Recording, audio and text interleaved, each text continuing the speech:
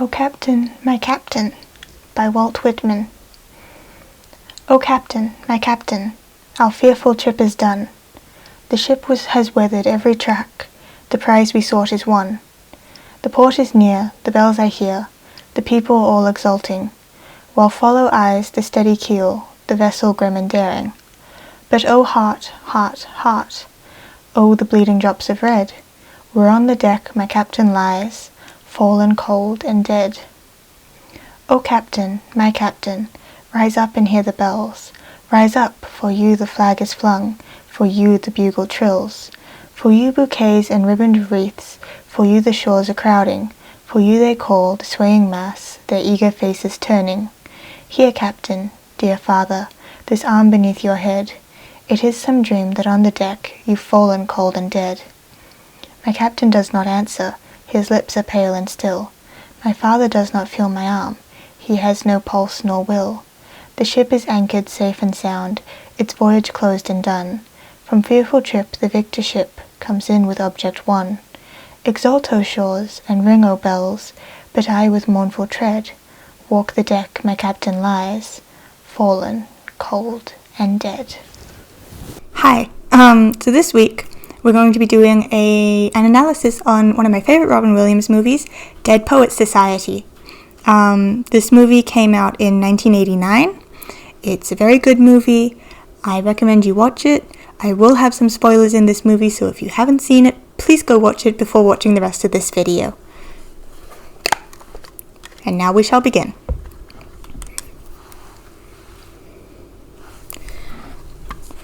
Dead Poets Society is my favorite Robin Williams film. It's a contemplative movie about literature, expectations, dreams, and consequences. Robin Williams plays a teacher, John Keating, just starting a new school at a boys' college, Welton. His methods are unorthodox in the eyes of the deeply traditional school, and it takes time for the students to warm up to what he's trying to teach. He also inspires his students to pursue their own dreams instead of the futures their parents want for them, which we will return to in a bit. The main focus in the film is on a small group of boys in Keating's class, who find a book pertaining to an extinct Dead Poets Society that they then decide to resurrect. The specific focus is on two characters, Neil Perry and Todd Anderson, roommates who take Keating's words to heart. Todd is new at the school, focusing on his work, but he becomes slowly influenced by Neil and his friends. Keating's teachings help his students to voice their inner dreams through poetry, giving them an outlet to be creative in areas where their parents cannot stop them. Neil's relationship with Keating is important to his character development, but we must first delve into the story and elements of the film. Released in 1989, the film takes place at a boarding college for boys, Welton, teaching subjects that people in the modern world would see as outdated. The students of this school had their subjects predetermined for them by their parents, with their futures mapped out. Through the film, we watch a certain group of boys journey through fresh hope toward despair and bear witness to the consequence of molding the perfect human. Neil Perry is one such student. His father wants him to be a doctor, and is strict in his efforts to keep Neil on that path. The first time we see Mr. Perry, he announces to Neil that he must drop one of his extracurriculars, and then reprimands Neil when he opposes him in front of Neil's friends. In his second class with Keating, Neil becomes inspired by Keating's quoting of a poem by Whitman, and takes a new approach to his lessons.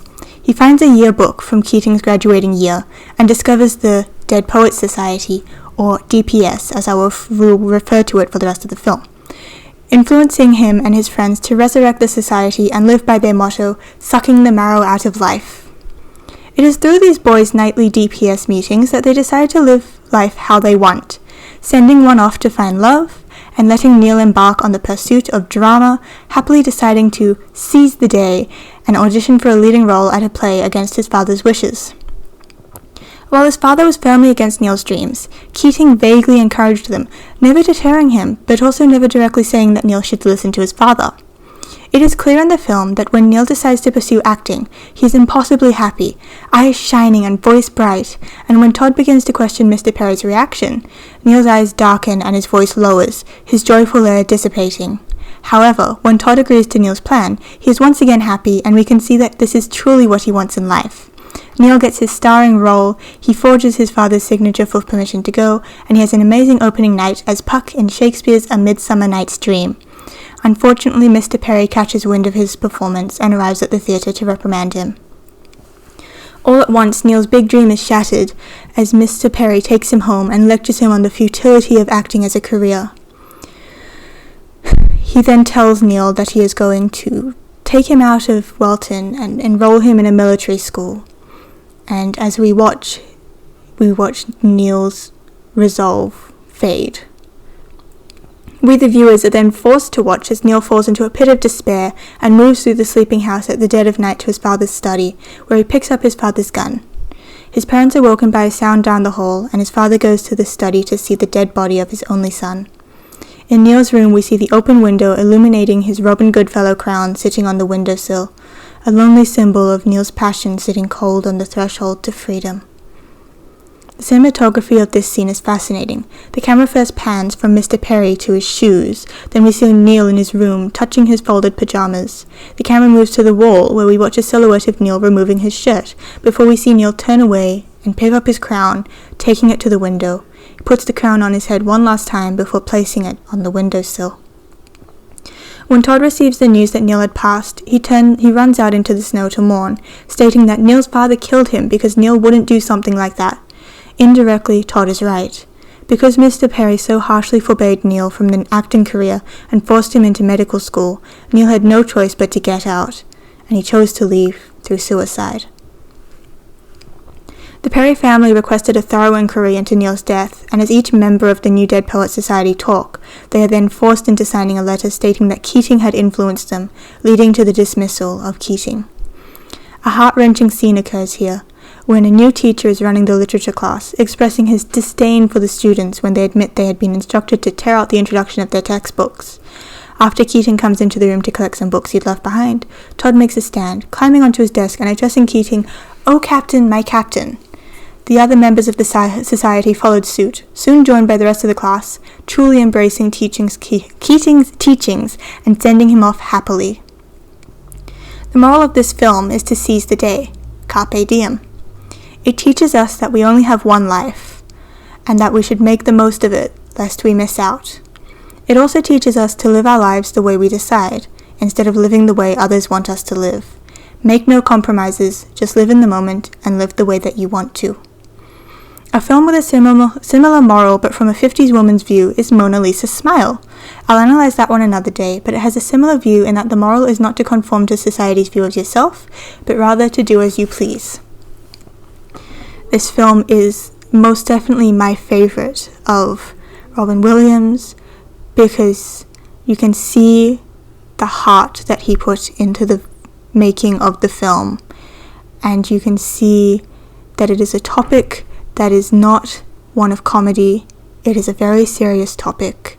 It is very deep, very contemplative. It's possibly one of his most popular films that isn't a comedy. And though he is a comedian, he is very good at starring in roles that require depth to their character.